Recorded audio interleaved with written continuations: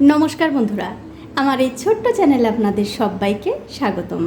আমি আজকে আপনাদের রান্না করে দেখাবো সম্পূর্ণ নিরামিষ পটলের মহারানি। তো পটলের মহারানি রান্না করার জন্য দেখতে পাচ্ছেন এখানে আমি কয়টা পটল থেকে খোসা ছাড়িয়ে ধুয়ে মাঝখান দিয়ে একটুখানি করে এরকম করে কেটে নিয়েছি, যাতে মশলাগুলো এই পটলের মধ্যে খুব ভালোভাবে ঢোকে। এবারে এই পটলের মধ্যে দিয়ে দিচ্ছি সামান্য একটু নুন। তারপর এই নুনের সঙ্গে পটলগুলো খুব ভালো করে মাখিয়ে নিতে হবে।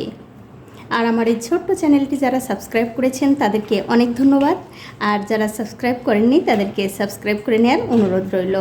যে সকল বন্ধুরা আমার এই রেসিপিটা ফেসবুক থেকে দেখছেন তাদের কাছে আমার একটাই অনুরোধ, অবশ্যই আমার এই পেজটিকে ফলো করে দেবেন, তাহলে আমি যখনই নতুন কোনো ভিডিও নিয়ে আসব সবার আগেই কিন্তু আপনিই দেখতে পাবেন। দেখুন, আপনাদের সঙ্গে কথা বলতে বলতে কিন্তু পটলগুলো নুন দিয়ে মাখানো হয়ে গেছে। এখন আমি পটলগুলো ভেজে নেব। তার জন্য একটা কড়াইতে দিয়ে দিচ্ছি সাদা তেল। তেলটা যখন ভালো করে গরম হয়ে যাবে তখন এর মধ্যে পটলগুলো দিয়ে ভেজে নিতে হবে। এখন আমি এই তেলের সঙ্গে পটলগুলো একটু উল্টে পাল্টে ভালো করে ভেজে নেব। দেখুন, পটলগুলো কিন্তু আমি হালকা একটু লাল করে ভেজে নিয়েছি, আর খুব একটা বেশি লাল করে কিন্তু ভাজার দরকার নেই। এই পটল ভাজা হয়ে গেছে, এবারে আমি তুলে নিচ্ছি।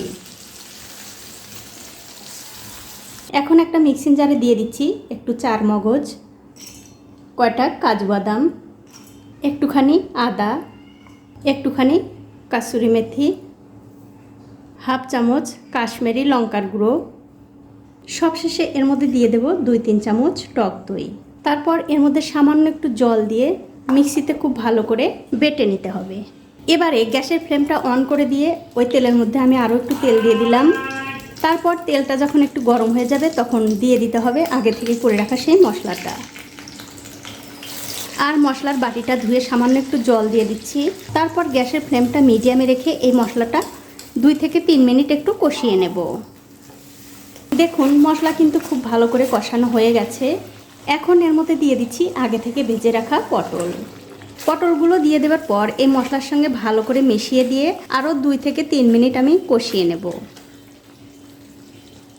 তবে কষানোর সময় অবশ্যই একটা ঢাকা দিয়ে কষিয়ে নেবেন।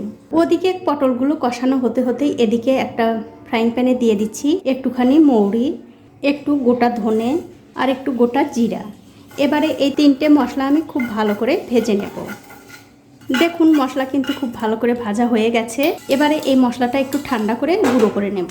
একটা ঢাকা দিয়ে 3 মিনিট কিন্তু এই পটলগুলো আমি ভালো করে কষিয়ে নিয়েছি। আর দেখতেই পাচ্ছেন পটলগুলো কিন্তু খুব ভালোভাবে কষানো হয়ে গেছে। এখন আমি এর মধ্যে দিয়ে দিচ্ছি দুধ। তারপর দুধের বাটিটা ধুয়ে একটু জল দিয়ে দিলাম।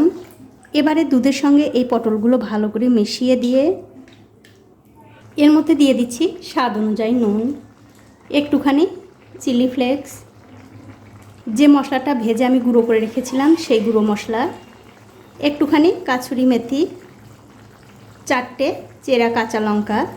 এবারে সব কিছু খুব ভালো করে মিশিয়ে দিয়ে একটা ঢাকা দিয়ে 5 মিনিট রান্না করে নেব। তবে অবশ্যই কিন্তু গ্যাসের ফ্লেমটা একদম লোতেই থাকবে। 5 মিনিট পর আমি ওপর থেকে ঢাকাটা তুলে নিচ্ছি। তুলে নেবার পর এর মধ্যে দিয়ে দিচ্ছি যে মশলাটা আমি ভেজে রেখেছিলাম, সবটুকু মশলাই আমি এবারে দিয়ে দিলাম।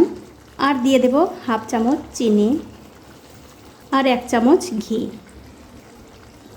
এবারে সব কিছু খুব ভালো করে মিশিয়ে গ্যাসের ফ্লেমটা আমি বন্ধ করে দেব। তো দেখলেন তো বন্ধুরা, কত অল্প সময়ে আর কত সহজভাবে এই পটল মহারানি বানানো যায়।